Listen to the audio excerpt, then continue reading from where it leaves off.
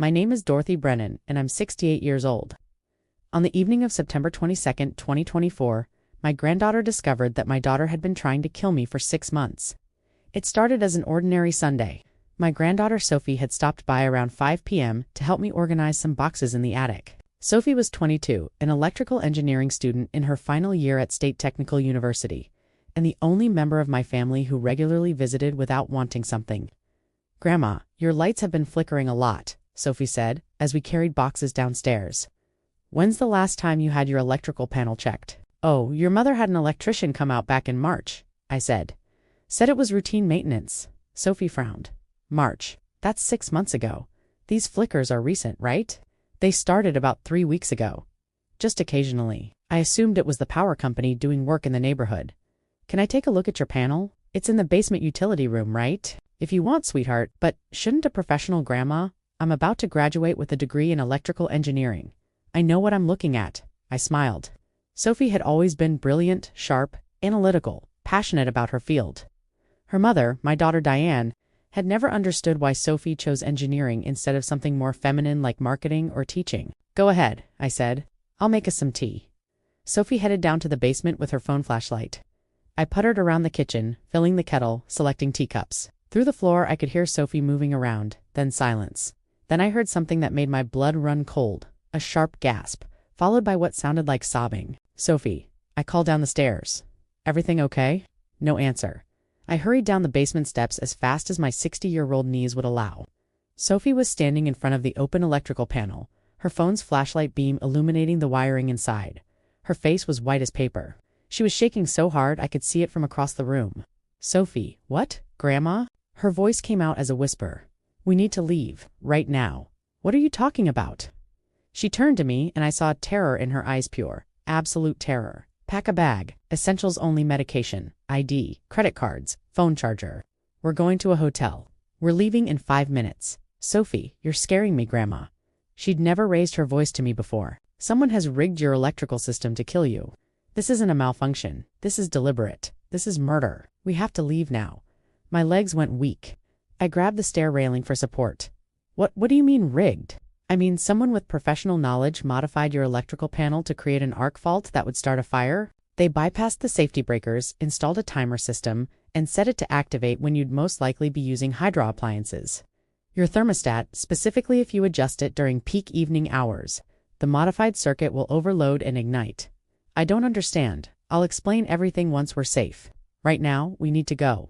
She was already pulling out her phone. "I'm calling 911. We need the fire department and police, but we can't stay here. If whoever did this figures out I've discovered it, they might trigger it remotely. Remotely. There's a wireless component I don't recognize. It could be timer-based or remotely activated. Grandma, please trust me. We have to leave." Something in her voice, the raw fear, the professional certainty made me move. I climbed the stairs on shaking legs, went to my bedroom and threw clothes and medications into an overnight bag. My hands were trembling so badly I could barely zip it. Sophie met me at the top of the stairs, already on her phone with 911. "Yes, 2847 Willow Creek Drive. Someone's installed a modified electrical system designed to cause a fatal fire. I'm an electrical engineering student. I know what I'm looking at. We're evacuating now, but my grandmother needs police protection. The person who did this has keys to her house." She listened, then said, "Dorothy Brennan, age 6. We'll be at the Hampton Inn on Route 40. Please send officers there." She hung up and grabbed my bag. "Let's go." "And Grandma, leave your phone here?" "Why?" "Because if it has tracking enabled, whoever did this can see where you are. Leave it on the kitchen counter. We'll get you a new one tomorrow." I set my phone down with shaking hands. Sophie ushered me out to her ancient Honda Civic, threw our bags in the back, and pulled out of my driveway faster than I'd ever seen her drive. As we turned onto the main road, I looked back at my house, the house I'd lived in for 32 years, where I'd raised Diane, where my husband Paul had died 4 years ago. It looked peaceful in the evening light, normal, but someone had turned it into a death trap. "Sophie, who would do this?" She didn't answer. Her jaw was clenched tight, her knuckles white on the steering wheel. "Sophie, I have suspicions, but let's get you safe first." We drove in silence to the Hampton Inn. Sophie paid cash for the room, no credit card trail. She explained and got us a room on the 3rd floor at the back of the building. Once inside with the door locked and chained, Sophie finally broke down. She sat on the edge of the bed and started crying deep, wrenching sobs. I sat beside her and put my arms around her. Sweetheart, what's wrong? Grandma, I almost missed it. I almost told you it looked fine and left. If I hadn't noticed the unusual wire gauge on the thermostat circuit, if I had traced it back to the modifications, you would have adjusted the thermostat tonight when it got cold and the house would have caught fire while you slept. But you did notice. You saved my life. The timer, she whispered. It was set for 8 p.m. tonight. When you'd normally adjust the thermostat for bedtime, in 40 minutes, if we'd still been there, she couldn't finish. She just cried harder. I held my brilliant granddaughter while she shook, and I felt a cold fury beginning to build in my chest. Who did this? Sophie? She pulled back, wiped her eyes. The modifications required professional electrical knowledge, advanced knowledge, someone who understands circuit design, arc fault creation, and fire investigation protocols, because this was designed to look like an accidental electrical fire caused by old wiring. My house wiring isn't that old. Paul had it updated in 2015. I know, that's what made me suspicious. Your panel is modern, properly installed, up to code. There's no reason for it to malfunction. But someone made it look like it would malfunction, installed outdated components, created weak points, set up a scenario where investigators would say, old house, old wiring, tragic accident. Sophie, who did this? She met my eyes. Who arranged the electrical service in March? Who had keys to your house? Who would inherit your estate if you died? My blood turned to ice. No, not Diane, not my daughter. Grandma, I'm so sorry. She's a financial advisor, not an electrician. She doesn't know how to do this, but Uncle Marcus does. He's a licensed electrical contractor. Marcus Webb, Diane's husband. My son-in-law of 23 years. You think Marcus did this? On Diane's orders? I think they did it together. And I think they've been planning it for months. There was a knock on the door. Sharp official. Sophie checked the peephole. Police. She opened the door to 2 officers, 1 male and 1 female, both in their 30s. Ms. Brennan. I'm Officer Mitchell. This is Officer Santos. You called about a suspicious electrical modification. Sophie launched into an explanation, pulling up photos she'd taken on her phone before we left. The officers listened with increasingly serious expressions. Ma'am, the fire department is at the residence now, Officer Mitchell said. They've shut off power to the house and are inspecting the electrical system. Can you describe exactly what you found? Sophie pulled up a photo. Someone installed a secondary circuit breaker bypass on the HVAC system. They routed it through the thermostat control circuit and installed a timer-controlled relay. Here, see this component. It's designed to create an intentional short circuit when the thermostat activates above a certain temperature threshold in English. Officer Santos said, when my grandmother adjusted her thermostat tonight to turn on the heat, which she does every night around 8 p.m., the modified circuit would have created an electrical arc inside the wall behind her bed. The arc would ignite the wall insulation, and because the safety breakers were bypassed, there'd be no automatic shutoff. The fire would spread rapidly while she slept. Officer Mitchell's expression turned grim. And this modification, it was professional. Absolutely. This required advanced electrical knowledge, specialized tools, and several hours of access to the house. This wasn't amateur hour who had that kind of access. My mother, Sophie said quietly. Diane Webb, she arranged for an electrician to service the house in March. She told my grandmother it was routine maintenance. She has keys to the house and knows my grandmother's schedule, and her husband is an electrical contractor, I added, my voice hollow. The officers exchanged glances. Mrs. Brennan, do you know why your daughter would want to harm you? Officer Santos asked gently. Money, I whispered. It always comes down to money. Before we continue, please leave a comment telling us where you're watching from and subscribe to Never Too Old channel. We're creating a community of people who know that our best chapters can happen at any age. Now, back to the story. I met my husband, Paul Brennan, in 1972, when we were both 21 years old. He was a mechanic. I was a bookkeeper at a small accounting firm. We married in 1973 and spent the next 47 years building a life together. Paul was brilliant with machines, cars, motorcycles, industrial equipment, but he was even better with people and money. By 1980, he'd opened his first auto repair shop. By 1990, he had 3 locations. By 2000, he'd expanded into commercial fleet maintenance. Paul's auto service became one of the most trusted names in our city. We employed 43 people at our peak, serviced everything from personal vehicles to delivery trucks to construction equipment. I handled the books. Paul handled the wrenches. Together, we built something solid. We had 1 child, Diane, born in 1976. She was our world. Diane was smart, beautiful, ambitious. She wanted nothing to do with auto repair. I'm not going to smell like motor oil, she told Paul when she was 16. I'm going to college. I'm going to work in an office and wear nice clothes and make real money. Paul was hurt, but he supported her choice. We paid for her business degree at State University, watched her graduate with honors, get hired by Morrison Financial Group as a junior advisor. She married Marcus Webb when she was 26. Marcus was 28, a licensed electrician working toward his contractor's license. He came from a working-class family. His father was a plumber. His uncle was in construction. Paul liked Marcus initially. Good kid, knows how to work with his hands. That's respectable. But Diane was embarrassed by Marcus's blue-collar roots. By the time they'd been married 5 years, she'd pushed him to get his contractor's license and start his own business, Webb Electrical Solutions. You need to be a business owner, not an employee, she told him. Like my father. But Marcus wasn't like Paul. Paul had business sense, people skills, and integrity. Marcus had technical skills, but no business acumen. Webb Electrical Solutions struggled from the start. They had one child, Sophie, born in 2002.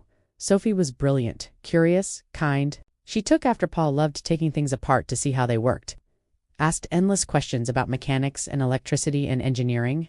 Diane tried to steer her toward appropriate interests: dance classes, piano lessons, fashion. Sophie tolerated those things but lived for the hours she spent in Paul's garage, learning about circuits and engines. She's going to be an engineer, Paul told me proudly when Sophie was 12. She's got the mind for it. Diane won't like that, I warned. Diane doesn't have to like it. Sophie gets to choose her own path. Paul died in August 2020, just 4 months into the pandemic. Heart attack. Massive and sudden. He was 70 and still climbing under trucks to diagnose problems because my mechanics need me. His death shattered me. Paul wasn't just my husband, he was my partner in everything. My best friend, the center of my world. The business was worth approximately $2.3 million when Paul died. We'd been planning to sell it and retire. Instead, I sold it 6 months after his death because I couldn't bear to run it without him. After taxes and estate expenses, I cleared $1.9 million. Combined with our savings, investments, and the house paid off completely in 2010. My net worth was approximately $2.8 million. Paul's will left everything to me.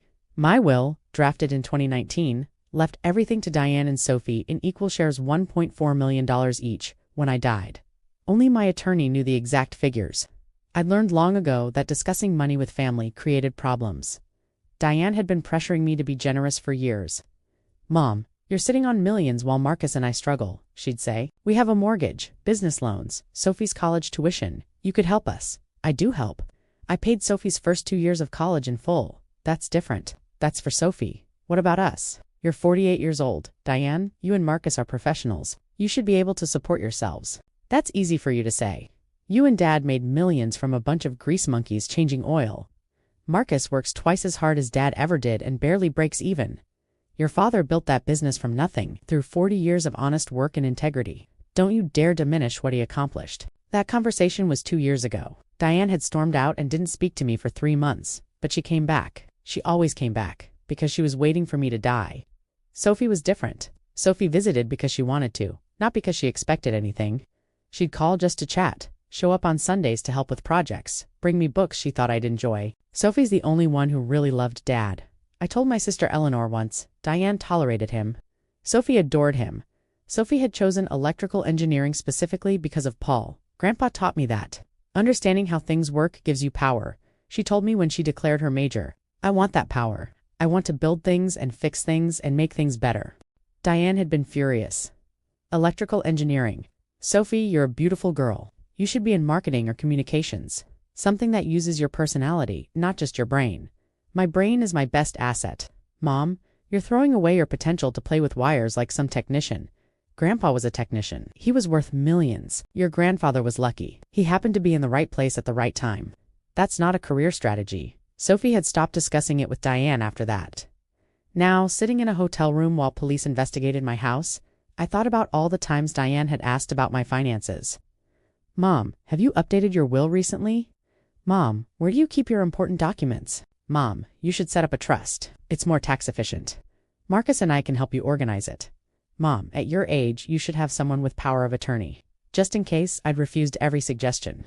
After watching friends get manipulated by adult children with financial power of attorney, I'd been careful to maintain complete control of my own affairs. I'm 68, not 98. I'd told Diane. I don't need anyone managing my money for me. But if something happens, my attorney has clear instructions. Everything's documented. You and Sophie will inherit when I die. Until then, I'm handling my own affairs. Diane hadn't liked that, but she'd backed off. Or so I thought. Sophie's voice brought me back to the present. Grandma, the fire chief is here. A man in his 50s entered the hotel room, weathered face, intelligent eyes, firefighter's build. Mrs. Brennan, I'm Fire Chief Anderson. We've completed our initial assessment of your electrical system, and his expression was grim. Ms. Sophie Brennan's analysis was correct. Someone professionally modified your electrical panel to create a timed arc fault. The modifications were sophisticated, designed to look like old wiring failure. But they were recently installed. How recently? Within the past 6 months, based on the condition of the connections and the type of timer used, Mrs. Brennan, this was attempted murder. Someone spent considerable time and effort ensuring your death would look accidental. I felt Sophie grip my hand. The timer was set for 8 p.m. tonight, Chief Anderson continued. If you'd adjusted your thermostat at your normal time, the circuit would have shorted inside the wall behind your bed. The insulation would ignite, and because the breakers were bypassed, there'd be no automatic shutoff. The fire would spread rapidly. Would she have had time to escape? Sophie asked quietly. Chief Anderson hesitated. Probably not. The fire would have started in the wall directly behind where you sleep. By the time the smoke detector alerted you, the room would already be engulfed. And there's another modification: your smoke detectors were replaced with units that have delayed activation. They'd trigger eventually, but not soon enough. Jesus, Sophie whispered. Who had access to make these modifications? Officer Mitchell asked. Someone with professional electrical knowledge, proper tools, and several hours of uninterrupted access. This wasn't a 10-minute job. This took planning and precision. My daughter arranged for an electrician to service the house in March, I said. She told me it was routine maintenance. She has keys and knows my schedule. Do you know the name of the electrical company? She never told me. She said she'd handle everything, that I should run errands that day so I wouldn't be in the way. I was gone from 9 a.m. to 4 p.m. Chief Anderson and the officers exchanged significant looks. Mrs. Brennan, we need to know more about your family situation, Officer Santos said. Why would your daughter want to harm you? So I told them. About Paul's business, the $2.8 million net worth, Diane's financial struggles, the constant pressure for money, the inheritance waiting when I died. Your daughter is a financial advisor? Officer Mitchell asked. Yes, she works for Morrison Financial Group, and her husband is an electrical contractor, licensed for 18 years. That's motive and means, Chief Anderson said. Ma'am, we need to investigate this as attempted murder. That means we'll be looking into your daughter's and son-in-law's finances. Phone records, business records, everything. Do it, I said. If Diane tried to kill me, I want to know. There's something else, Sophie said quietly. About 6 months ago, Mom started asking weird questions about Grandma's routine. What time she went to bed, whether she used her thermostat regularly, if she slept with the bedroom door closed. I thought she was just checking on Grandma. Now, I realize she was gathering information for this. Did you tell your mother you were coming here tonight? Officer Mitchell asked Sophie. No, I just stopped by on my way home from campus. It wasn't planned. Does she know you study electrical engineering? Of course, but she's never asked about my coursework. She's not interested. So she wouldn't know you could recognize the modifications. Probably not. She thinks engineering is playing with wires. She has no idea how advanced my training is. Officer Santos checked her phone. Mrs. Brennan, we just got a call from dispatch. A man identifying himself as your son-in-law, Marcus Webb, is at your house with a locksmith. He's claiming you're missing and he needs to check on you. My blood ran cold. That was fast, Chief Anderson said. 40 minutes after you left. How did he know? He's watching the house, Sophie said. Or he has it under surveillance. Or, her eyes widened, Grandma's phone. If he installed tracking software when he had access to her house, he'd know the phone is still there, but she's gone. We need to get Mrs. Brennan somewhere safer, Officer Mitchell said. If Marcus Webb realizes you discovered the modifications, Sophie, you're in danger too. What about my things, my medications? I asked. We'll arrange for officers to escort you back tomorrow to collect essentials, Officer Santos said. But tonight, you stay here. We'll post an officer outside your room. We're also issuing an emergency restraining order, Officer Mitchell added. Diane and Marcus Webb are prohibited from contacting you or coming within 500 feet of you. Will that stop them? Sophie asked. No, Officer Mitchell said honestly, but it gives us legal grounds to arrest them if they try. Chief Anderson stood. Mrs. Brennan, I need to be direct with you. Someone spent months planning your death. They invested significant time, money, and effort.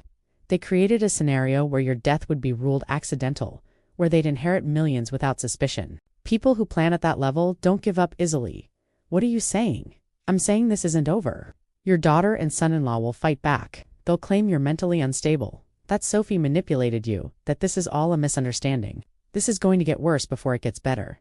Let them fight, I said, surprised by the steel in my own voice. Paul spent 40 years teaching me that integrity matters more than convenience.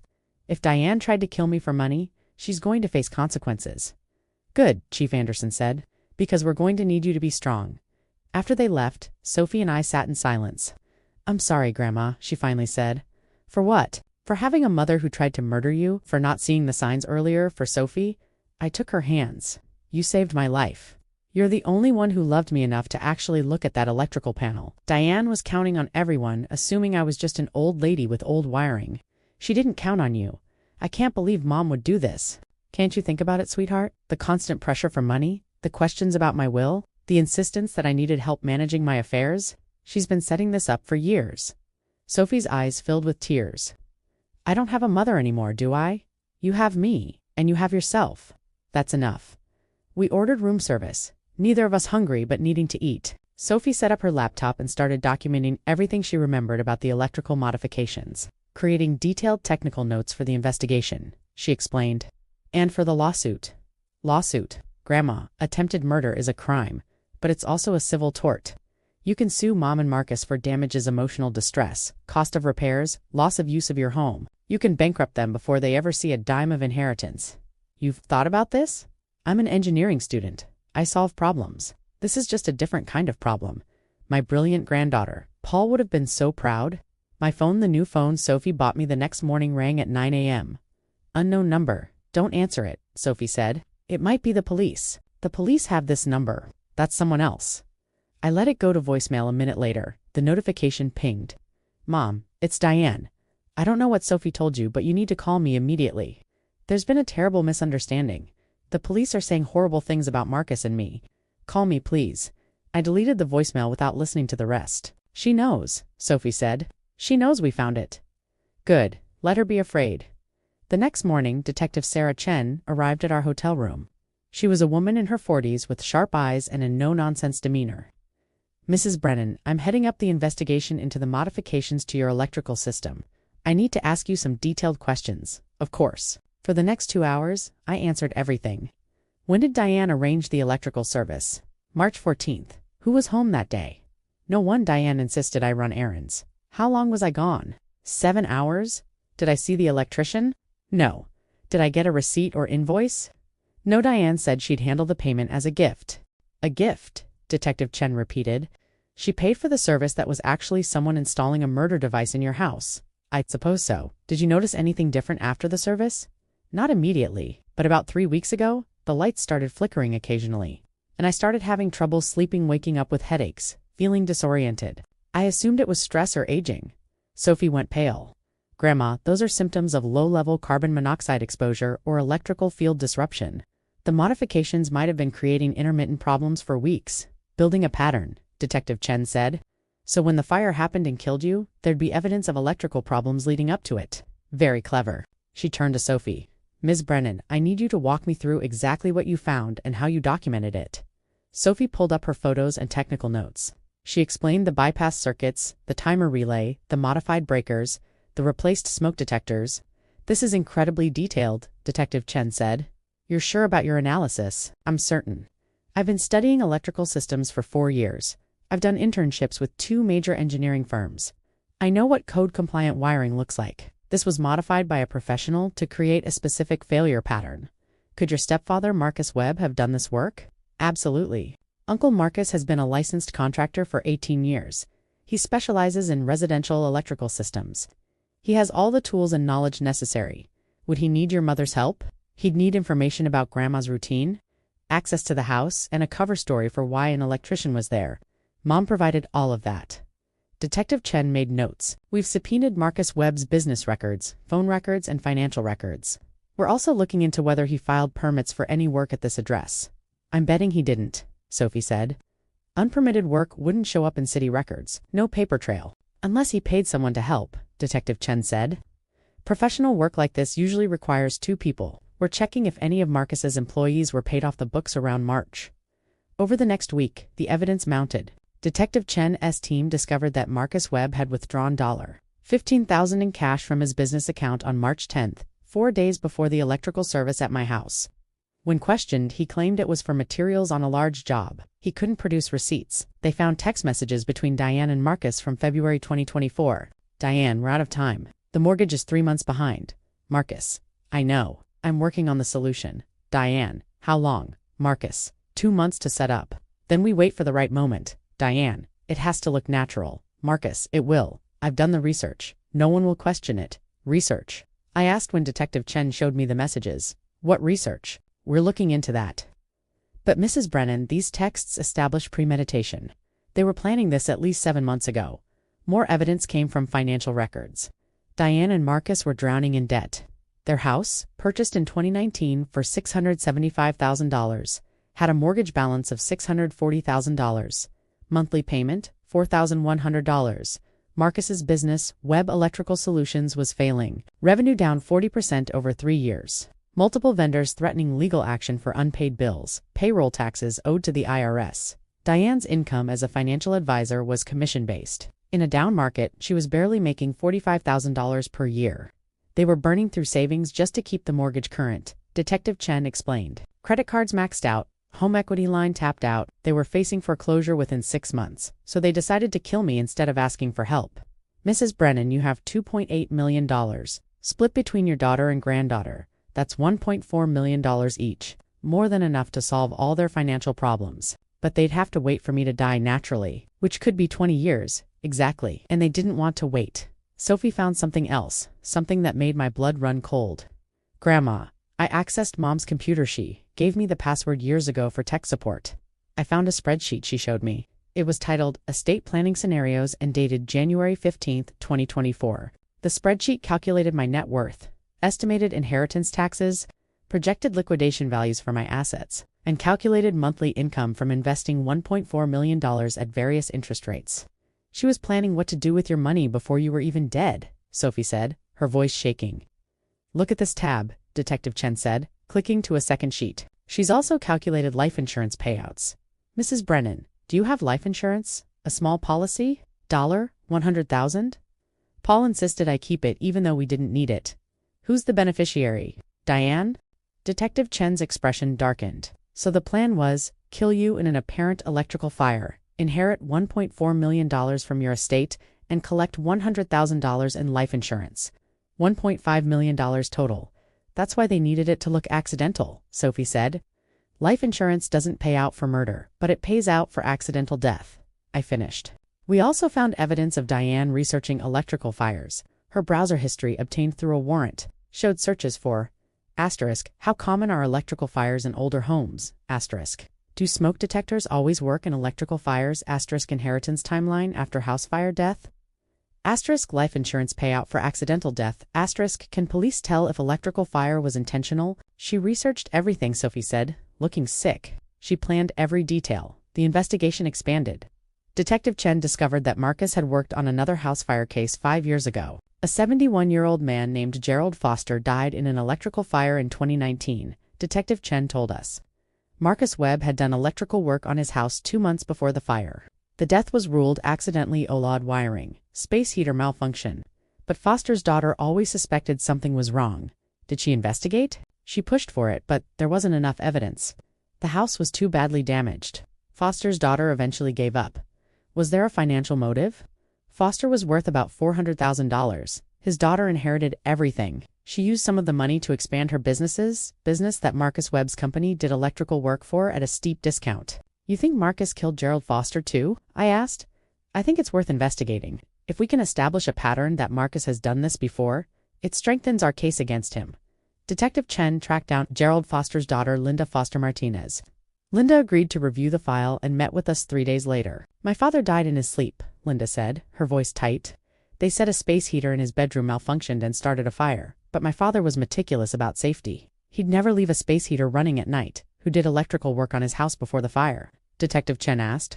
A contractor named Marcus Webb. Dad hired him to upgrade the breaker panel and add some outlets. Marcus was there for 2 full days. Very professional, very thorough. Did Marcus know your father had money? Linda hesitated. I mentioned it. We were discussing Dad's retirement, and I said he'd been successful in his business. that he was comfortable financially. Marcus asked a lot of questions about Dad's estate planning. What kind of questions? Whether Dad had updated his will recently? Whether he had life insurance? Who would inherit his house? At the time, I thought Marcus was just making conversation.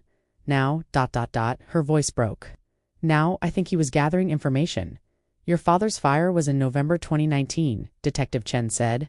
Marcus Webb withdrew $20,000 in cash from his business account in September 2019. Do you remember if you paid him anything around that time?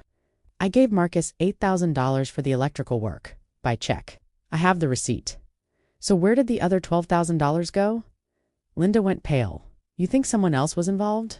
That Marcus paid someone to help? We're investigating Mrs. Foster Martinez. Would you be willing to testify about your father's case if this goes to trial? Absolutely. If Marcus Webb killed my father and got away with it, I want him to pay for both crimes. The evidence kept mounting. An electrician who'd worked for Marcus in 2019 came forward after seeing news coverage of my case. Marcus had me order components that I thought were weird. The electrician, Tom Rodriguez, told police. Timer relays, bypass switches, modified breakers. When I asked why he needed them, he said it was for a special project. He paid me cash not to put them on the company books. When was this? September 2019. Right around the time of that Foster fire, I guess. Did Marcus tell you what the project was? No, but he was secretive about it. Had me deliver the components to his house instead of the shop. That was unusual. Did he ever ask you to do unpermitted work? Tom hesitated a few times. Marcus would say a client wanted work done under the table to avoid permits and inspections. I always refused. I wasn't going to risk my license. Do you think Marcus was doing that work himself? I don't know for sure, but he had the skills. And he'd been getting desperate about money. The business was failing, and he was taking whatever jobs he could get. Tom's testimony was crucially established, that Marcus had the materials and the willingness to do illegal electrical work. By mid-October, 3 weeks after Sophie discovered the modified electrical panel, Detective Chen had built a comprehensive case. Physical evidence * modified. Electrical panel with professional-grade alterations. * timer relay set to activate at 8 p.m. on September 22nd. * bypassed safety breakers * replaced. Smoke detectors with delayed activation units. * forensic analysis confirming modifications were recent. Within 6 months, financial evidence. * Diane and Marcus facing foreclosure and bankruptcy. * $15,000. Cash withdrawal by Marcus 4 days before the service. * Diane's spreadsheet calculating inheritance values. * my net worth of $2.8 million providing motive. Digital evidence. * text messages between Diane and Marcus discussing solutions and timing. * Diane's browser history researching electrical fires and inheritance. * Sophie's technical photos and analysis of the modifications. Pattern evidence. * Gerald Foster's suspicious death in 2019. After Marcus did electrical work. * Marcus's cash withdrawal before Foster's fire. * Tom Rodriguez's testimony about suspicious component orders. Timeline evidence. * March 14, 2024. Diane arranges electrical service, ensures I'm out of the house for 7 hours. * March-September 2024. Intermittent electrical problems suggesting system was already compromised. * September 22, 2024. Timer set to activate. Fire scheduled for 8 p.m. * Sophie discovers modifications at approximately 5:30 p.m. Evacuates me before activation. It's overwhelming, Detective Chen said. Any one piece might not be enough, but together? This is attempted murder, conspiracy, elder abuse, and possibly a previous murder. We're arresting both of them today. Today? Sophie asked. We have warrants.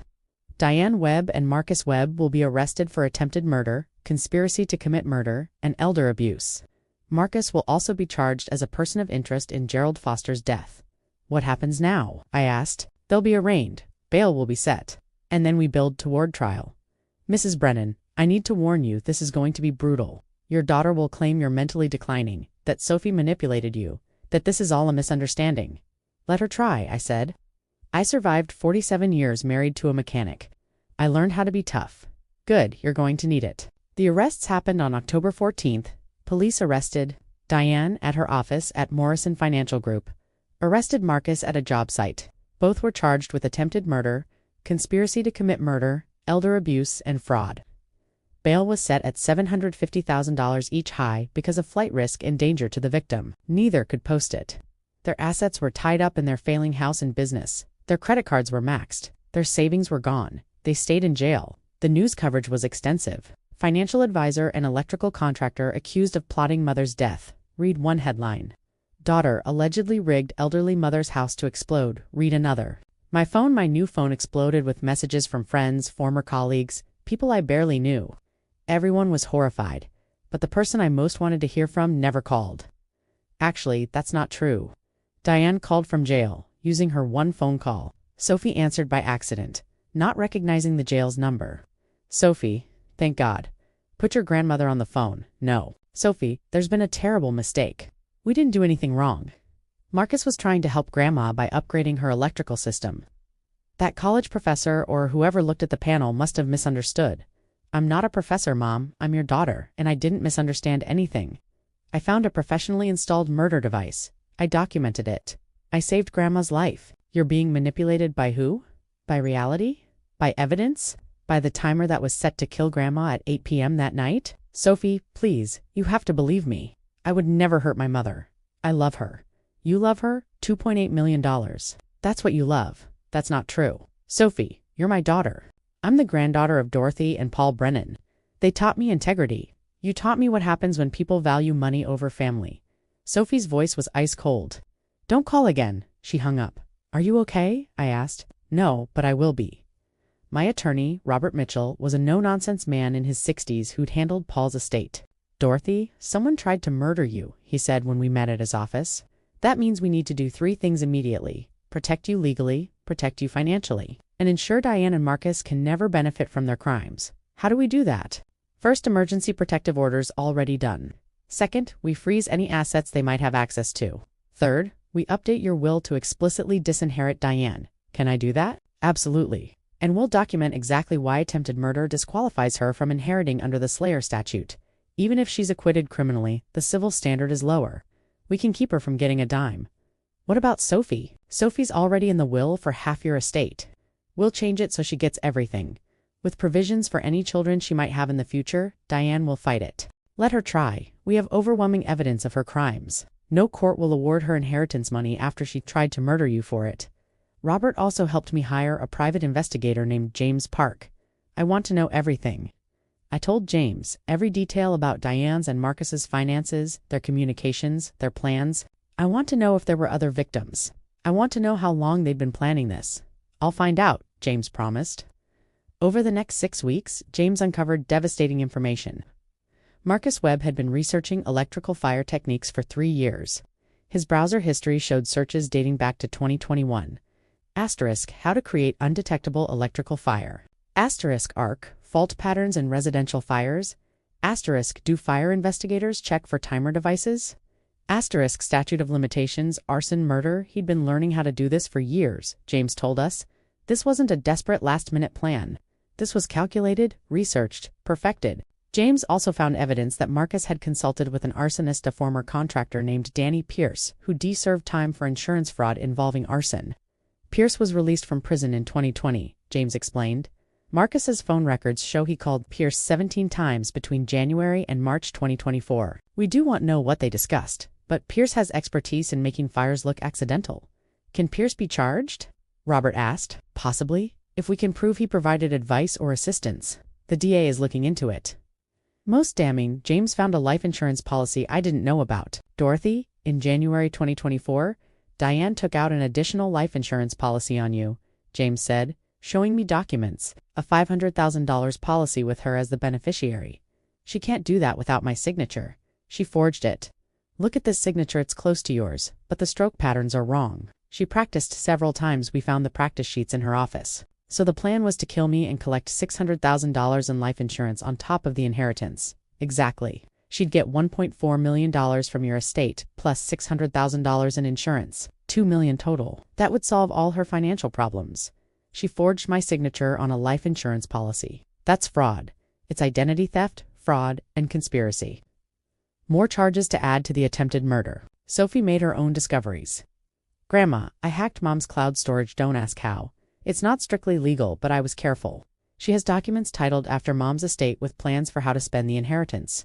What kind of plans? Pay off the mortgage, expand Marcus's business, buy a vacation house in Florida, set aside money for my college, except I'm not going to accept a penny of blood money. Sophie's expression was hard. She had it all planned out.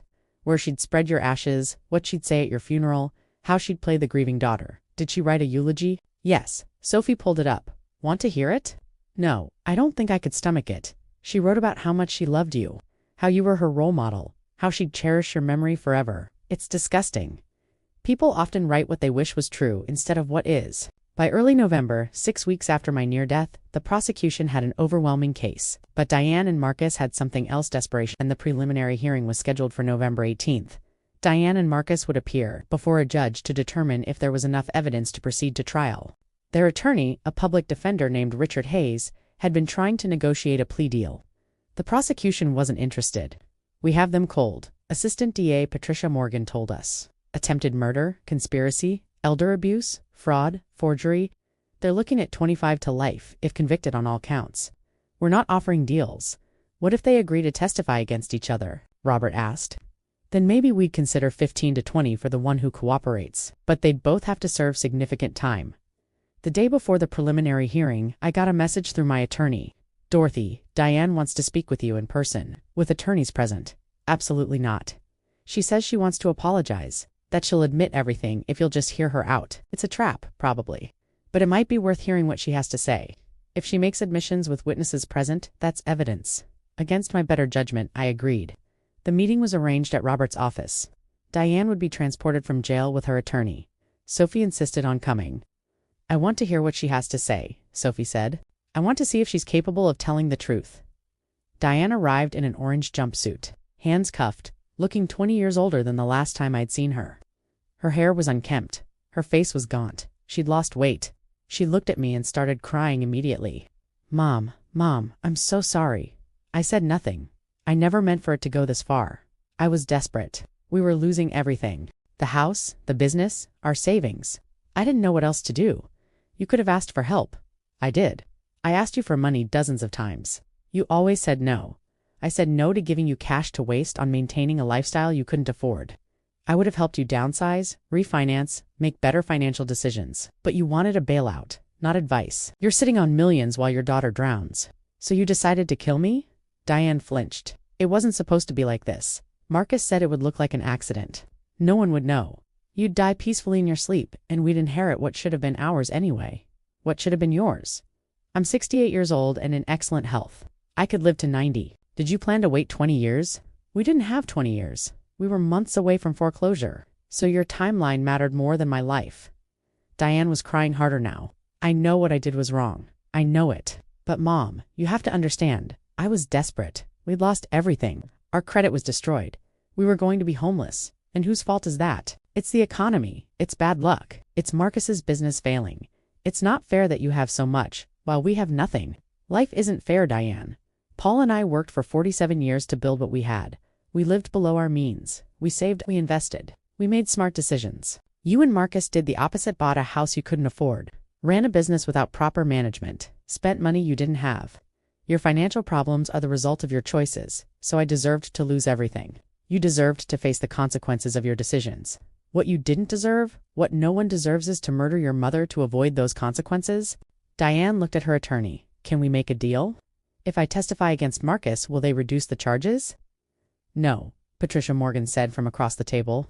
You planned this together. You researched it. You coordinated it. You arranged access to your mother's house. You forged insurance documents. You're equally culpable, but Marcus did the actual work. He installed the device. You provided the information, the motive, and the cover story. In the eyes of the law, you're both guilty of attempted murder. Diane turned back to me. Mom, please. If you tell them to be lenient, they'll listen. You can save me, Mom. Why would I do that? Because I'm your daughter. You stopped being my daughter when you decided I was worth more dead than alive, Mom. Did you think about me when you were planning this? When you were researching electrical fires and calculating inheritance values? Did you think about the woman who raised you, who paid for your education, who supported your choices even when they hurt? Diane was sobbing now. I thought about you all the time. I hated what I was doing, but I couldn't see another way out. There's always another way. You could have sold the house, downsized, declared bankruptcy, asked for help. You chose murder instead. I'm sorry. I'm so sorry. Sorry you tried to kill me? Or sorry you got caught? Diane didn't answer. Sophie spoke for the first time. Mom, Did you ever think about how I'd feel? I'd have lost my grandmother, the only grandparent I had left, and I'd have inherited blood money. Did you think about that? Sophie, sweetheart, I was going to take care of you with Grandma's death money. Thanks, but I'd rather have her alive. You don't understand how desperate we were. I understand perfectly. You valued money over family. You decided Grandma's life was worth $2 million. And when I discovered what you'd done, you tried to make me think I was crazy or misled. Sophie's voice was pure ice. You're not my mother anymore. You're just someone I used to know who's going to prison. Diane looked shattered. Sophie, please don't say that. Why not? It's true. The woman I called Mom wouldn't have tried to murder her own mother. So either you've changed or I never really knew you at all. Either way, we're done. Richard, Diane said to her attorney, what if I plead guilty? Will that help? It might get you a slightly reduced sentence, but Mrs. Morgan's right, sure, looking at 15 to 25 years regardless. What about Marcus? Has he offered to testify? Marcus is maintaining his innocence. He claims he was doing legitimate electrical work on your mother's house, that any modifications were code compliant, and that this is all a misunderstanding. No, but he's lying. He installed that device. He's the one who knew how to do it. Then testify against him, Patricia said. Admit your role, describe his actions, and maybe we can recommend 15 years instead of 20. Diane looked at me. If I do that, if I testify and accept responsibility, will you forgive me? No, Mom, please. Diane, you spent months planning my death. You researched techniques, you forged documents, you calculated how much my life was worth and decided it was worth killing me. That's not something I can forgive. But I'm your daughter and I was your mother. That didn't stop you. Diane collapsed forward, sobbing. Her attorney put a hand on her shoulder. Mrs. Brennan, Richard Hayes said quietly, my client is clearly mentally unwell. She's been under extreme financial and emotional stress. I'm planning to pursue a diminished capacity defense. Don't, Robert said sharply. Mrs. Brennan is fully competent to refuse forgiveness, and your client's supposed mental illness didn't prevent her from conducting detailed research, coordinating with her husband, and executing a complex plan over several months. That's not diminished capacity. That's premeditation. We'll let a jury decide. Please do, because a jury is going to hear about the spreadsheets calculating inheritance values, the internet searches for electrical fires, the forged insurance policies, the text messages, planning the timeline. They'll see exactly how calculated this was. The meeting ended. Diane was led away, still crying. Sophie and I sat in Robert's office in silence. How do you feel? Robert asked me. Empty. She's my daughter. I carried her for 9 months. I raised her. I loved her. And she tried to kill me for money. You don't owe her forgiveness. I know, but it still hurts. Sophie squeezed my hand. Grandma, some people can't be redeemed. Mom made her choice. Now she has to live with it. When did you get so wise? Grandpa Paul taught me. He said, people show you who they are through their actions, not their words. Mom's actions showed she valued money over family. That's who she is. The preliminary hearing the next day was devastating for Diane and Marcus. Judge Patricia Thornton reviewed the evidence, the physical modifications, the financial records, the text messages, the internet searches, Sophie's technical analysis, the forged insurance policy. This is one of the most calculated murder plots I've encountered, Judge Thornton said. The evidence of premeditation is overwhelming. The level of detail and planning is extraordinary. And the victim was a vulnerable senior citizen, the defendant's own mother and mother-in-law. She ruled that there was more than enough evidence to proceed to trial. Bail remained at $750,000 each. Marcus's attorney made one last attempt. Your Honor, my client is a licensed professional with no criminal history. The evidence is circumstantial. Counselor, your client's fingerprints are on the modified components in Mrs. Brennan's electrical panel. His DNA is on tools found at the scene. His bank records show a suspicious $15,000 cash withdrawal days before the work was done. His phone records place him at Mrs. Brennan's house during the hours she was conveniently away. This is not circumstantial, Your Honor. We're done. Trial is scheduled for February 12th. Defendants remain in custody. Next case. As we left the courthouse, reporters swarmed. Mrs. Brennan, how do you feel knowing your daughter tried to kill you? Mrs. Brennan, will you ever forgive her? Sophie, what made you check the electrical panel that day? Robert shielded us, but I stopped. I want to say something, I told him. Dorothy, no. People need to hear this. I turned to the reporters. My daughter tried to murder me because she valued money more than my life. She's not mentally ill. She's not a victim of circumstance. She made a calculated choice over many months to end my life for financial gain. Do you think she deserves prison? I think she deserves consequences for her actions. Prison is where people who attempt murder belong. Will you forgive her? No, Forgiveness would require remorse. She's sorry she got caught, not sorry she tried to kill me. That's not remorse. What do you want people to know about elder abuse? That it happens in every community? That it's often committed by family members? That financial desperation doesn't justify violence? And that seniors deserve to live without fear of being murdered by their own children? The reporters wrote frantically. My quote went viral, hundreds of thousands of shares on social media. I received thousands of messages over the next week. Seniors sharing their own stories of financial abuse. Adult children apologizing for taking their parents for granted. Professionals working in elder care thanking me for speaking out. You're becoming the face of elder abuse prevention, Robert said. Good. If my nightmare helps someone else, it has purpose. But privately, I was struggling. Depression, anxiety, insomnia. I couldn't sleep in my own house. Every creak sounded like someone breaking in. I couldn't adjust a thermostat without seeing Sophie's terrified face. I couldn't look at family photos without seeing Diane's hollow eyes in that jail conference room. You need therapy, Sophie said gently. This is trauma, Grandma. You need help processing it. She was right. I started seeing Dr. Helen Martinez, a therapist who specialized in trauma and family betrayal. Your daughter's actions shattered your fundamental sense of safety, Dr. Martinez explained. The person who should have protected you tried to kill you. That's a profound betrayal that takes time to heal. Will I ever feel safe again? Yes, but it takes work, and it's okay to grieve the daughter you thought you had. Even while holding her accountable for who she actually is, I did grieve. I grieved the relationship I'd imagined having with Diane, the grandmother-grandchildren moments I'd anticipated, the family legacy I'd hoped to pass down. All of that died in a basement utility room when Sophie discovered a murder device. By December, 3 months after the discovery, I'd started to find some stability. I'd moved into a secure apartment building downtown, sold the house on Willow Creek Drive. Could Aunt live there knowing what Diane and Marcus had done to it? Sophie had moved in with me. I'm not leaving you alone, she'd said firmly. Not until those two are convicted and sentenced. You should be living your own life. I am. This is my life, now protecting my grandmother and finishing my degree. I can do both. She did. Sophie completed her final year of electrical engineering while managing my security, coordinating with investigators, and preparing for trial testimony. She graduated with honors in December. Grandpa would be so proud, I told her at her graduation ceremony. He'd be proud of both of us. We survived. We did, but Diane and Marcus weren't done fighting. In January 2025, 3 weeks before trial, Marcus Webb broke. His attorney called Patricia Morgan with an offer. Full cooperation in exchange for a reduced sentence. Marcus is willing to plead guilty to attempted murder and testify against Diane, the attorney said. He'll describe how she initiated the plan, provided information about Dorothy's routine, and pressured him to install the device. What does he want? 18 years. Eligible for parole after 12? That's generous for someone who installed a murder device. It guarantees a conviction against Diane, and Marcus is willing to admit to advising on the Gerald Foster case in 2019. He testified that he created a similar device for Foster's house. That's a second murder. Involuntary manslaughter. Marcus claims he didn't know Foster would die, just that the family wanted it to look like an electrical fire for insurance purposes.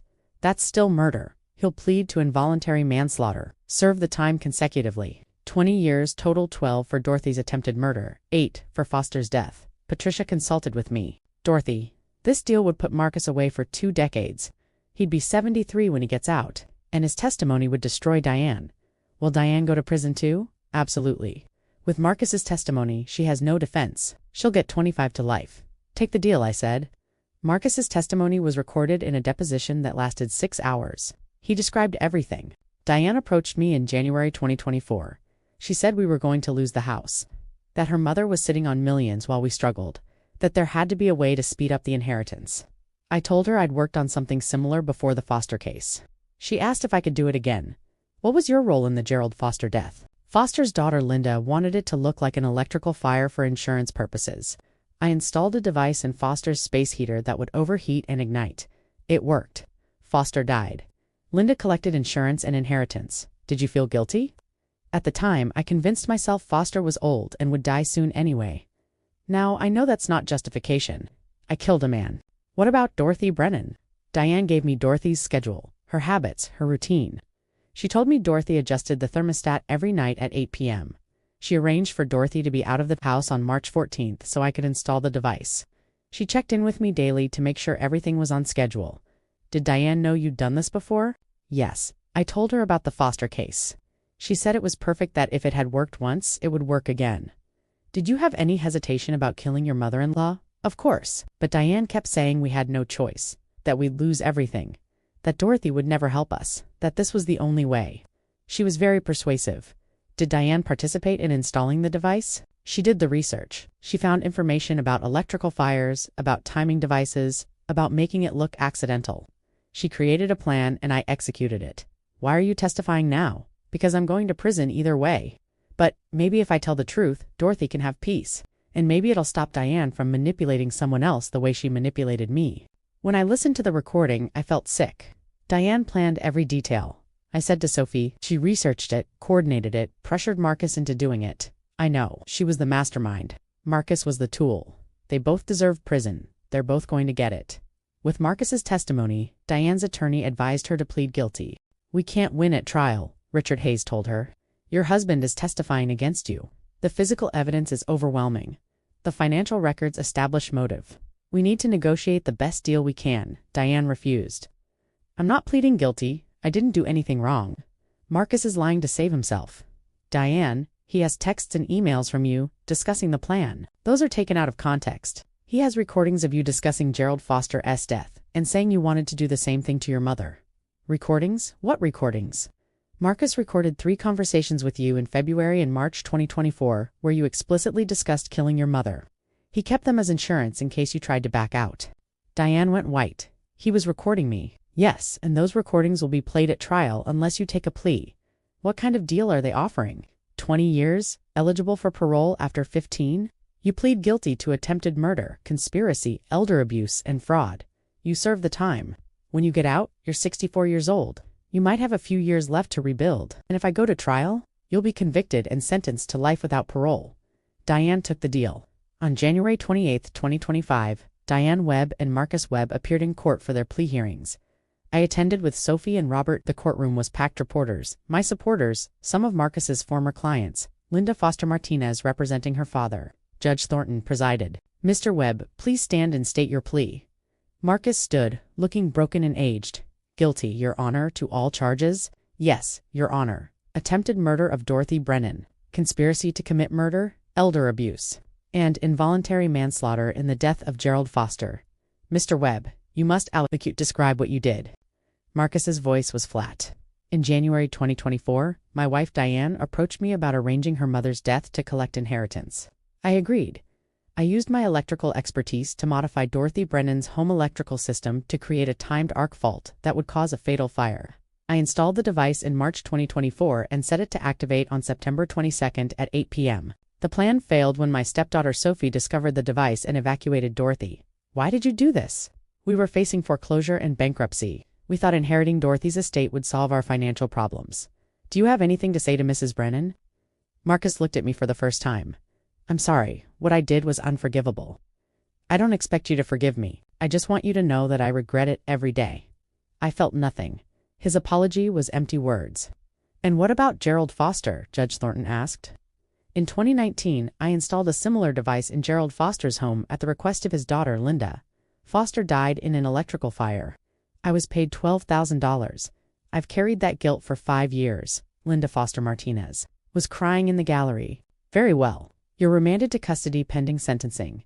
Then it was Diane's turn. Ms. Webb, please stand and state your plea. Diane stood, her hands shaking. She looked at me, then quickly away. Guilty, Your Honor, to all charges. Yes, Your Honor. Allocute. Diane's voice broke. I planned my mother's death.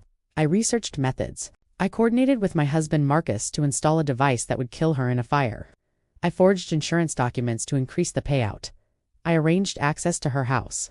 I provided her schedule and routine. I did all of this because I was desperate for money and thought inheriting her estate was the only solution.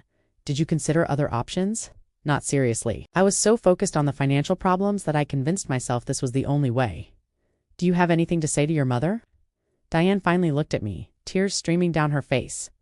Mom, I'm sorry. I know sorry isn't enough. I know what I did was monstrous. I destroyed our family. I betrayed you in the worst possible way. I will never forgive myself. Do you expect your mother to forgive you? No, Your Honor. I don't deserve forgiveness very well. You're remanded to custody pending sentencing. Sentencing was scheduled for February 15, 2025. The 3 weeks between plea and sentencing were surreal. Media coverage was intense. I did several interviews, always with the same message. Elder abuse is real. Financial desperation doesn't justify violence. Families need to communicate before problems become crises. Sophie focused on her new job. She'd been hired by a major engineering firm that specialized in electrical safety. "I'm going to spend my career making sure what happened to you never happens to anyone else," she told me. On February 15th, we returned to court for sentencing. Judge Thornton heard victim impact statements first. Linda Foster Martinez spoke about her father. Gerald Foster was 71 years old when Marcus Webb killed him. "My father had years of life left. He never got to meet his great-grandchildren. He never got to see his business legacy continue. Marcus Webb took all of that away for $12,000. Then Sophie spoke. "My mother tried to murder my grandmother, the only grandparent I had left, the person who raised me when my mom was too busy building a lifestyle she couldn't afford. My mother destroyed our family. She traumatized my grandmother. She made me question everything I thought I knew about her. There's no punishment severe enough for what she did." Then it was my turn. I stood at the podium looking at Diane and Marcus in their orange jumpsuits. "Diane, you are my daughter. I carried you for 9 months. I raised you for 48 years. I paid for your education. I supported your choices. I loved you unconditionally, and you decided I was worth more dead than alive." Diane was crying, but I didn't stop. "You spent months researching how to kill me. You calculated how much my life was worth. You forged documents. You coordinated with Marcus. You arranged for me to be out of my own house so he could install a murder device. You checked his progress daily. You planned my funeral while I was still alive." My voice got stronger. "You didn't just try to kill me. You tried to destroy everything your father and I built. You tried to steal your daughter's inheritance. You tried to profit from my death. That's not desperation, that's evil." "I'm sorry," Diane started. "Don't interrupt Mrs. Brennan," Judge Thornton said sharply. I continued, "I will never forgive you. I will never understand how a mother can look at her daughter and decide her life is worth $2 million. You are no longer my daughter. You are a criminal who happens to share my DNA, and I hope you spend every day of your prison sentence thinking about what you destroyed." I sat down. Sophie squeezed my hand. Judge Thornton addressed the court. "These cases represent profound breaches of trust and fundamental violations of human decency. Elder abuse is always reprehensible, but when it involves adult children plotting to murder a parent for financial gain, it represents the darkest aspects of human nature." She looked at Marcus. "Mr. Webb, you used your professional skills to create murder devices not once, but twice. You killed Gerald Foster and attempted to kill Dorothy Brennan. Your cooperation in this case is noted, but it doesn't erase your crimes. I sentence you to 12 years for the attempted murder of Dorothy Brennan and 8 years for the involuntary manslaughter of Gerald Foster, to be served consecutively, 20 years total. You will also pay restitution of $400,000, $200,000 to Dorothy Brennan, and $200,000 to Linda Foster Martinez." Marcus nodded, accepting the sentence. Then Judge Thornton turned to Diane. "Ms. Webb, you were the mastermind behind your mother's attempted murder. You initiated the plan. You researched methods. You coordinated every detail. You forged documents. You violated your mother's trust in the most fundamental way possible. While your husband installed the device, you provided the motive, the plan, and the pressure that led to its installation." She paused. "I sentence you to 20 years in state prison for attempted murder, conspiracy to commit murder, elder abuse, and fraud. You will serve a minimum of 15 years before eligibility for parole. You will pay $300,000 in restitution to your mother. Your financial advisor license is permanently revoked. You are permanently prohibited from contact with Dorothy Brennan or Sophie Brennan, and you will register as a perpetrator of elder abuse. Upon release, if you are released." Diane sobbed. "Please, Your Honor, we're done." "Bailiff, remove the defendants." They were led away. Diane looked back at me once. I turned away. Outside the courthouse, reporters asked their usual questions. "How do you feel now that your daughter is going to prison?" "Relieved," I said. "Honestly, she can't hurt me anymore. She can't hurt anyone anymore." "Do you think the sentence was fair?" 20 years for Diane, 20 for Marcus. It's fair. They'll be in their 60s when they get out. They get out. They'll have lost their careers, their reputations, their freedom. They tried to rob me of my life. The justice system robbed them of theirs. What's next for you? Living, really living. I spent too long worrying about a daughter who saw me as an obstacle. Now I'm focused on my granddaughter, the one who saved my life and proved that integrity still matters. Sophie and I went to lunch after the sentencing. She was quiet. "What are you thinking?" I asked. "That mom's going to be in prison until she's 64. That she'll miss everything. My wedding, my children, her whole life, and it's her own fault. Are you sad?" I'm sad for the mom I thought I had, but the woman who went to prison today, I don't know her. That's fair. Grandma, can I ask you something? Anything? Do you ever wish you'd just given them money? Maybe if you'd bailed them out, none of this would have happened. I thought about it. No, because giving them money wouldn't have fixed their fundamental problem. They believed they deserved wealth without earning it. They believed their financial problems were someone else's responsibility. No amount of money would have changed that mindset, but they'd still be free. And they'd still be people who thought murdering a family member was acceptable when money was tight. Sophie, your mother's problem wasn't lack of money. It was lack of character. Money can't fix that. I wish Grandpa Paul were here. He'd know what to say. He'd say what he always said. Actions have consequences. Choose wisely. Sophie smiled through tears. Yeah, he would. 6 months after the sentencing in August 2025, my life had transformed completely. ID sold the house on Willow Creek Drive and used the proceeds to fund an elder abuse prevention foundation, the Paul Brennan Justice Fund, named after my husband. We're going to help seniors protect themselves, I told the board at our first meeting. Financial literacy programs, legal assistance, safety consultations, emergency housing for abuse victims. Everything I wish had been available to others. The foundation took off. Within 6 months, we'd helped 43 seniors escape abusive situations, provided legal representation to 18 elder abuse victims, and offered financial counseling to over 200 seniors facing pressure from family members. You're making a real difference, the director told me. Every person we help is someone who didn't become a victim. Sophie graduated and immediately got promoted to senior electrical engineer at her firm. She specialized in residential electrical safety and was frequently called as an expert witness in legal cases. I'm using what happened to us to help others, she told me. Every house I inspect, I'm looking for signs of tampering. I've found 3 cases so far where electrical systems were modified to look like accidents.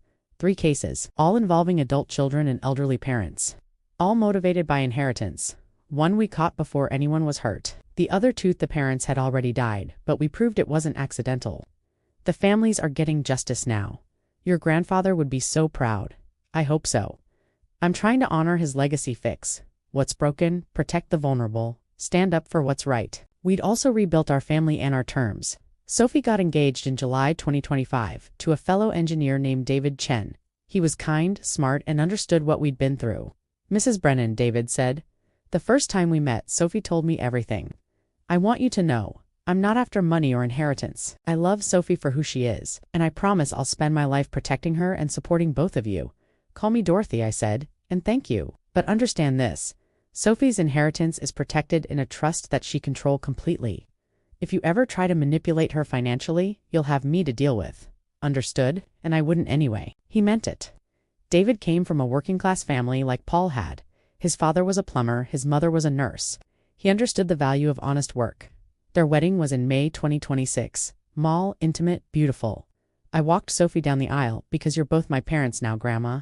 At the reception, I gave a toast. Sophie, your grandfather Paul taught you that integrity matters more than money. That building something real is better than taking shortcuts. That protecting the people you love is the highest calling. You've proven you learned those lessons. And David welcomed to a family that values character over cash. Everyone raised their glasses. I didn't mention Diane. She was in prison and would stay there until at least 2040. She sent letters, dozens of them begging for forgiveness, asking me to visit, pleading for money for her prison commissary account. I returned every letter unopened. Aren't you even curious what she says? Sophie asked once. No. Diane has nothing to say that I need to hear. She made her choice. Now she lives with it. Marcus, on the other hand, had stopped trying to contact me. He'd accepted his fate, 20 years in prison for 2 murder attempts. He'd be 73 when he got out. His contracting license was permanently revoked.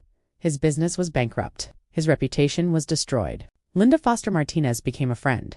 We bonded over our shared experience of having someone we should have been able to trust try to kill us. My father's death finally has meaning, Linda said at one of our foundation meetings. Marcus is paying for what he did, and we're preventing it from happening to others. Gerald would be proud, so would Paul. By the fall of 2026, 2 years after Sophie discovered the electrical panel modifications, I'd found peace. I lived in a secure apartment with Sophie and David nearby. I volunteered with the foundation 3 days a week. I had friends, activities, purpose. Most importantly, I'd learned something crucial. Biological family isn't always real family. Real family protects you, I told a group of seniors at a foundation workshop. Real family values your life more than your money. Real family shows up because they want to, not because they're waiting for you to die. What if your biological family isn't your real family? Someone asked. Then you build a new one, with people who deserve to be in your life. It's quality, not genetics, that makes family real. Sophie was my real family. David was my real family. The foundation staff, the abuse survivors I'd helped, the friends who'd supported me through the trial, they were my real family. Diane was just someone I used to know who happened to share my DNA. In December 2026, I got a letter from the prison, not from Diane, but from the warden. Dear Mrs. Brennan, I'm writing to inform you that your daughter Diane Webb has been diagnosed with stage 3 breast cancer. She's receiving treatment at the prison medical facility. She's asked that I contact you to see if you'd consider visiting her. I want to be clear, you have no obligation to do so. However, her prognosis is poor. If you have any desire to see her before she dies, this may be your opportunity. Respectfully, Warden Patricia Monroe. Sophie found me sitting at the kitchen table, staring at the letter. What's wrong? I showed her. Are you going to visit her? Sophie asked carefully. I don't know. Part of me says she deserves to die alone. Part of me says she's still my daughter. Which part is louder? The first one, then listen to it. But what if I regret not seeing her? What if she has something important to say? Grandma, she's had 2 years to say something important. She's written you dozens of letters. If she had something meaningful to communicate, she's had opportunities. I know, but she's dying and you feel guilty. I get it. But Grandma, your guilt doesn't obligate you to give her forgiveness she hasn't earned. Sophie was right. I wrote back to the warden. Dear Warden Monroe, thank you for informing me of Diane Webb's condition. I will not be visiting her.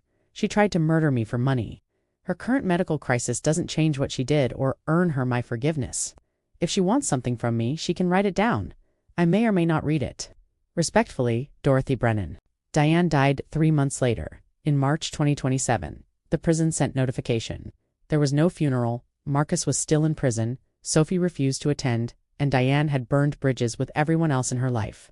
She was cremated. Her ashes were sent to the prison storage facility because no one claimed them. Do you want them? The prison asked me. No. Dispose of them, however, you handle unclaimed remains. Are you sure? She was your daughter. She was a woman who tried to kill me. I don't want any part of her. Sophie asked me once if I felt guilty about Diane dying alone and unclaimed. No, I said honestly. She chose isolation when she chose murder. She chose to value money over family. This is the natural consequence of that choice. I feel guilty sometimes, Sophie admitted. She was my mother, and you tried to have a relationship with her.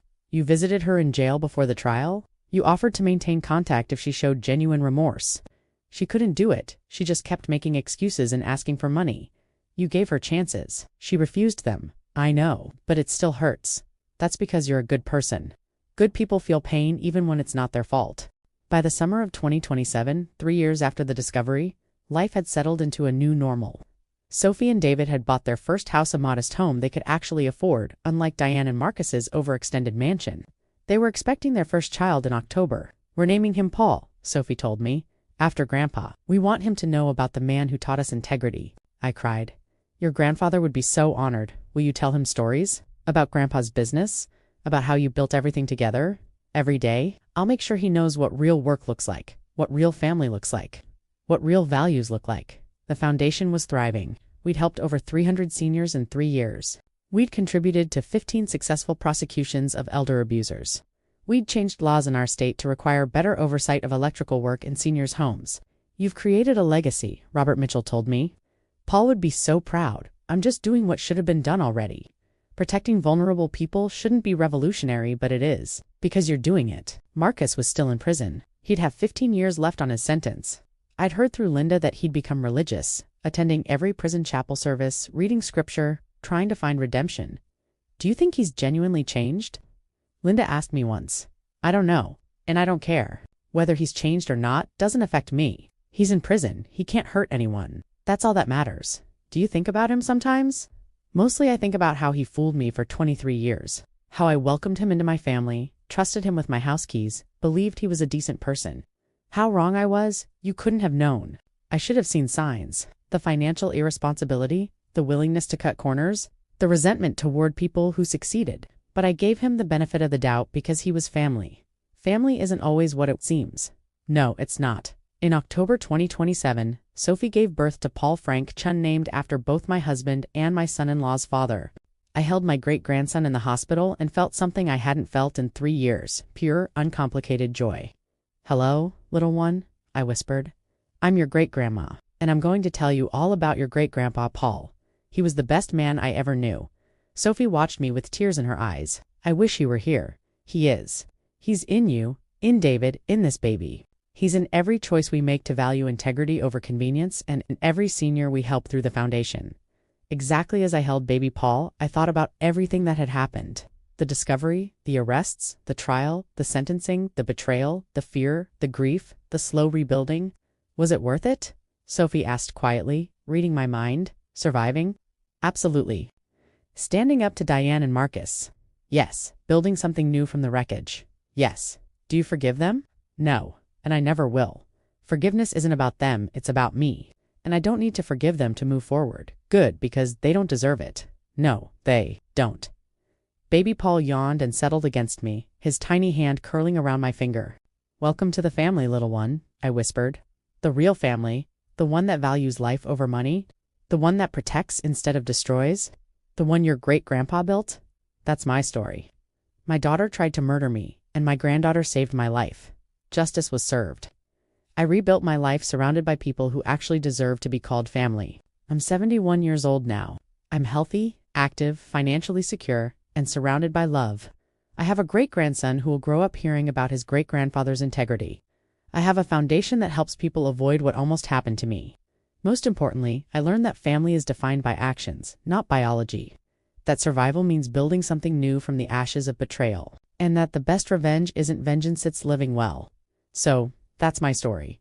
I'd love to hear what you think. Have you ever had to cut ties with family members who betrayed you? How did you rebuild? Let me know in the comments and subscribe for more stories like mine.